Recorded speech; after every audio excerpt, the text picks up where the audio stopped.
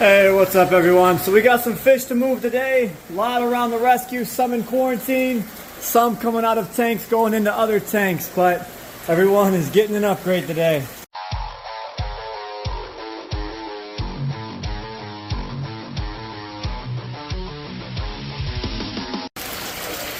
Alright, so I plan on moving this platinum redtail to the 2200, the Wells cat to the 600.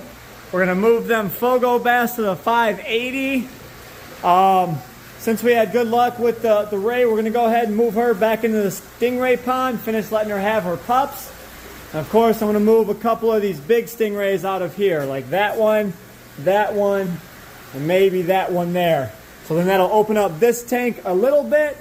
I can then bring the small ray from this 1000 back over to that stingray tank and go ahead and let them continue power feeding. We then want to bring this albino ray over to the stingray pond and just let them be back there and breed. So I'm going to go ahead and get working on this. Alright, so I already worked on moving some rays over. This one was in here. That's one of the girls I moved in. That's one of the girls I moved in. This was the big mama that was just pregnant. She had her pups. I moved that one in. And that's the male back there. So you can definitely tell the difference between the ones I added and the ones that were in here. That's an absolutely gorgeous ray. That's one that was in, and that's one that I added. Definitely nice additions. They should do well in here. They are bigger than one of the ones I had in here. It's just crazy to think how big them rays were in that 600. So I took 3 out of there. And then we went ahead and added some other fish into other tanks. We took the platinum redtail that was in quarantine that my buddy Brendan dropped off. We added him in here. So he is the second biggest in here now. We got that one. We've got our big guy. And we've got our phantom and our small platinum over here. So they all seem to be getting along. This iridescent that we added in, I have not seen him eat big pieces of food, but I have seen him go and suck up scraps off the bottom. So it's a matter of time before this boy starts filling in and looking a bit better. So definitely happy about that one. And we've got a couple more over here. I went ahead and took the albino Wells, stuck them in this tank.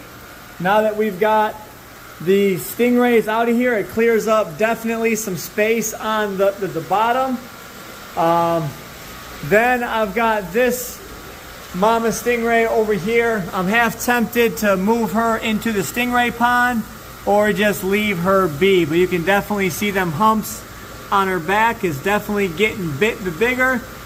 It's kind of hard to tell. I think I see movement at times, which means she's close, but the one I thought was farther along, which was this one, did not pop before the one in the pond. I thought I had some extra time with that black BD, and she ended up dropping before this one does. Oh, there you can see they're all over on this side right now. That's crazy. Maybe you might catch a little glimpse and see a little movement on her back. I don't think so, but oh, there's a little, maybe. But I'm thinking about just leaving her until her pups happen, or just taking the chance and putting them over here, because the last one dropped her pups in here and we had no problems whatsoever. Alright, so we got another addition here. This little arapaima was dropped off to us. He's already eating like a champ. So he's just got a little bit more quarantine to go through. And then he's probably going to go over to the 1,000 gallon. He's a bit cramped in this tank, but it is just for quarantine. He ate the first day he got here. And as you can see, look at that little belly on him. He is all full and happy. We had to replace the pump on the 265 and the 180 here, so that's now back up and running. The discus tank looks great. These stingrays are doing well in this back pond, but we did have some issues over in this tank. So you remember I put that albino Wells in here, and he had a problem with Mr. Arapaima right here. So we had to take the albino Wells out. So now we're just left with these guys in here, the stingrays, the arapaima, and the tigerfish. Now out here, Went ahead and stuck the albino whales into this 350 with all of the plecos, a red tiger motag, and the one of our flower horns with the big old bump on his head. He seems to be doing a lot better out here, although I wasn't having to feed this tank meat. Not now I am, but we will make do with, you know, what we have to. Now over here, we put some fish into this 500-gallon cube. So let's go take a look, see how these guys are doing.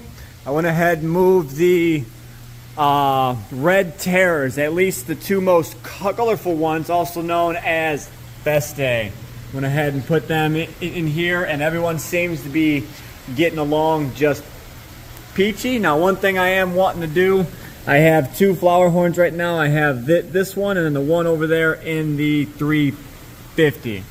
I might end up getting rid of this guy and then just putting the better flower horn in here. I still haven't decided yet, but there is, you know, just a ton of color and, you know, eye-popping fish in this tank. You got the green terrors, the red tit terrors.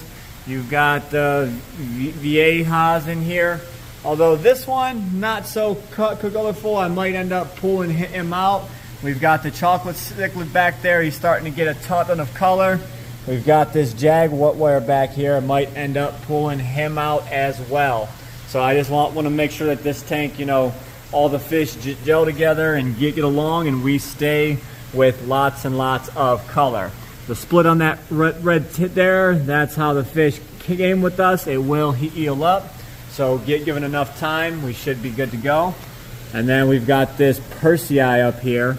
He's a big fat boy. Once he gets big enough, he could be, you know, moved out of this tank. So maybe another year or so.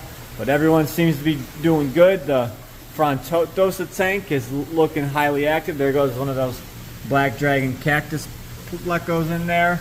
There's a ton of small ones all hiding in and out of the rocks. They're all in this plant back here. They're a little bit harder to see. They're little black silhouettes moving, but they are doing fantastic. And in just a little bit more time, I'm almost ready to bring the albino sturgeon over and put into this goldfish tank here. It's a 750 gallon. It is fed from the monster pond. So he should have plenty of room to grow. We just picked up a new batch of sinking pellets and whatnot, so all these fish can eat off of the bottom, especially the sturgeon. My dad was feeding them a bunch of floating pellets. All right, and you look over here, we did move this 80-gallon reef tank, from over here. We moved it over onto this wall right here. So now we can have the space to basically move the Dwight Howard tank over. I still have to move some of this crap here, which that'll be all right.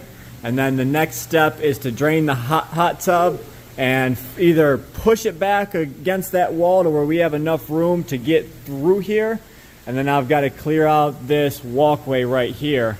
And then basically this Dwight Howard tank can be jacked up, put on rollers, and then rolled into position. And that would open up this space to basically put that 1,000-gallon that's sitting outside right now and have that done before the winter gets here. All right, and last but not least, over here in this 580, I went ahead and put these Fogo peacock bass in here, and they seem to be doing exceptionally well. I am having trouble with, algae in this tank, but that is because of the sunlights up here. They're getting, a lot of, not direct sunlight, but the sunlight coming through, just shining on the tank 24/7, plus the tank lights themselves. They're getting a lot of exposure to light. So basically what I did over there to that skylight, I'm going to do to the rest of them, and we should be good to go and cut down a lot on a lot of the algae in these tanks. This one here, I'm not really sure why it does not get as much algae in here. It might be because it's sitting lower to the ground, or it's positioned right in between two skylights to where it doesn't have as much exposure. This one here is positioned right beneath one, but we're gonna do everything that we can to go ahead and limit the exposure to light so we can have our tanks looking better. Especially them ones back there, they are hit all the time. So I might actually order 2 more and do the back side of this one here, for when the light comes down, comes out of the skylight and only hits these plants and not the tanks back there. So that's something I'm gonna have to think about, and we might just end up doing that. But I do have the ad pulled up. I found the sheets and blankets we want, so we're gonna go ahead and get that done here relatively soon. So I hope you guys enjoyed today's video. We will catch you in the next one. Stay fishy, my friends.